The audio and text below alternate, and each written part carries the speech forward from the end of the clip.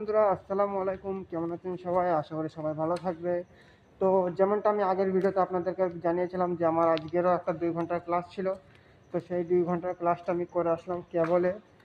তো ভাই কি বলবো যে আমার ড্রাইভিংয়ে একটু পরিমাণ মিস্টেক হয়েছে না, প্রায় 5 থেকে 6টা মিস্টেক।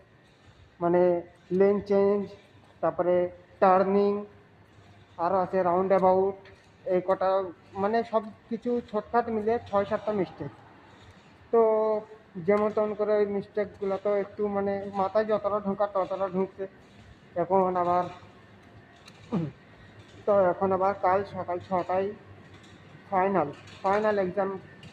আর কাল যদি পাস করি, কাল আমার হাতে কিন্তু লাইসেন্স চলে আসবে। আর যদি না করে আবার নেক্সট টাইম আমাকে করতে হবে, কিছু করার নেই। তো কাল সকাল 6টা 10-এ, আজ হচ্ছে 11 তারিখ, কাল হবে 12 তারিখ, 12ই জানুয়ারি 2026। তো কী আর বলবো ভাই, বলার আর কিছু নেই, মানে মুড একবারে খারাপ হয়ে গেছে। এতগুলো মিস্টেক আমি নিজেও মানে ভাবতাম না যে আমার এত মিস্টেক হবে।